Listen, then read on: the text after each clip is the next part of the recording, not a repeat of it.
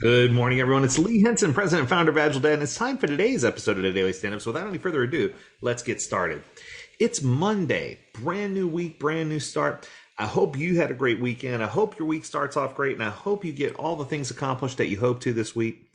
This week, I wanted to focus on a special series. So this is going to be a three-part series. We're going to do Monday, Tuesday, and Thursday. And this is the top 6 techniques that every Scrum Master and or Agile coach should perfect, should master, should get it down to a science. So I'm going to start each day by introducing 2 of these concepts, 2 of these techniques that are going to help you really perfect what you do, that are going to help you hone in and just be really, really efficient and practical at what you do. Now, this topic was brought to my attention by someone in my advanced certified Scrum Master class. And they asked me, they said, can you tell me what the difference is between a Scrum Master and an advanced Scrum Master? Can you tell me where the difference is when somebody says they're a Scrum Master versus when they say they're an Agile coach? What is the difference? Where do I draw that line? And how do I know if I bring someone in from the outside that they're going to qualify, that they're going to be a great Scrum Master, a great coach? How do I get that level of engagement that I'm looking for? And I said, there really are 6 things that you need to focus on. And I'm going to start with the very first. So at the very top of my list, number 1, I say a good coach, or a great coach, I should say, will always be willing to introduce their battle scars. Now, let me explain what I mean by that. When I say introduce your battle scars, it doesn't necessarily mean horrific war stories. It doesn't mean you have to tell everyone in the company about all of your worst experiences. That would generate nightmare and potentially even mistrust if people didn't think you could do the job effectively. So when I say introduce your battle scars, one of the things that I've learned is that it's always better to be in a position where you can say, I've walked a mile in your shoes. I understand what you're going through. I feel your pain. I know what you're experiencing. I've had that same thing happen to me before.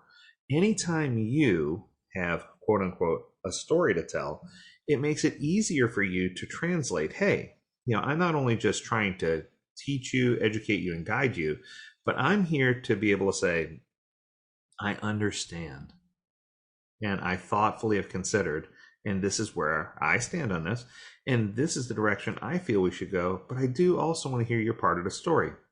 In a previous podcast, not too far back, we're talking about great leaders, and I talked about Nelson Mandela and how his son said that he was always the last person in any room to speak when he was in a meeting. And when he was asked about it, the logic behind it was, I want to hear what everybody else has to say before I throw out a bad idea, right? And meaning that none of his ideas were really bad, but what he was trying to say is he didn't want to pollute the creative thought process by always pitching his idea first. He wanted his idea to be last so that he could introduce battle scars based on the feedback that he heard, and so that he could, in many cases, agree with ideas of others to help push a project or push something along, as opposed to introducing a new idea that could derail what was potentially being said. So my advice, always find a way to engage the team so that you can not just share personal stories, but engage the team in such a way that you can express gratitude, express humility, express empathy, understand what's going on, and introduce those scars. Don't be afraid to show them your wounds, right? Now, with that being said, make sure when you do show them your wounds that you are also reminding them that they're not in this alone, that we're all in this together, and that they can overcome just like you did. Number 2, to round off today, is to properly understand their needs. Now, this one, I could probably do a whole podcast on by itself. When I say understand the needs, I'm talking about understand people's individual needs. I'm talking about understanding teams' needs. I'm talking about understanding organizational needs. This one can just carve through so many different layers. But the one I want to focus on for this episode is understanding individual needs and team needs. Let's round it off there. I think that when we speak to other individuals, sometimes we gloss over, there's always the cordial, hey, how's it going? Or how are you today? Or it's great to see you. How are things? It's almost customary in American culture to do those type of things. When you see someone you haven't seen, hey, long time no see, how you been? Those kind of things. And unfortunately, I feel like those are half-hearted attempts, because I don't know that when someone says that to me, how are you today? I don't know that they really want to know. it's hard because I think that if we actually told people how we were each day, people would stop asking a question. So now we're in a situation where we have to challenge ourselves and say, when I ask that question, how are you today? Am I asking to be cordial, or am I asking because I really am trying to understand someone's needs? And I think that the latter, understanding someone's needs, should be the direction that we go. I often say, and I did a separate episode previously, a while back, about the real 3 questions we should be asking. What motivates you? What drives you? What makes you tick each morning when you wake up? What's the one thing that you despise about what you do? And are you happy doing what you're doing now? And if not, what would you rather be doing? And those 3 questions kind of center on understanding an individual's needs.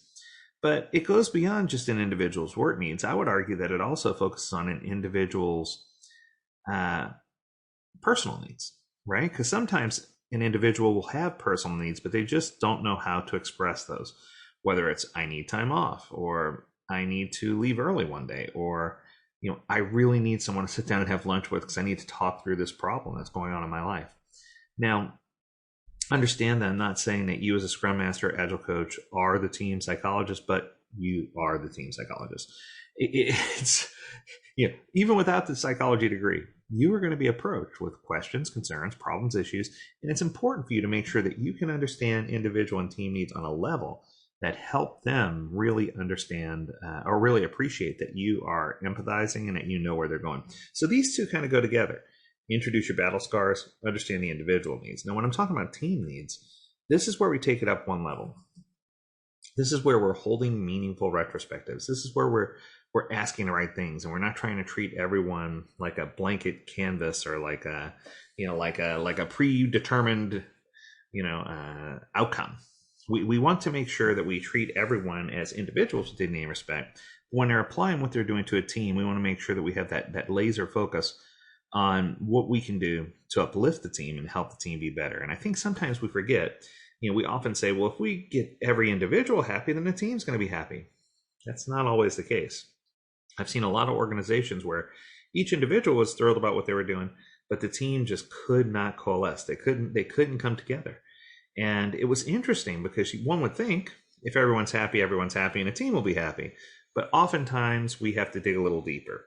So I guess what I'm trying to say here is when you're talking specifically about understanding team needs, it goes beyond understanding individuals' needs, and it really does dedicate a focus to inspiring everyone to ask the question, what can I do to help the team be better? What can I do to help get closer to high performing?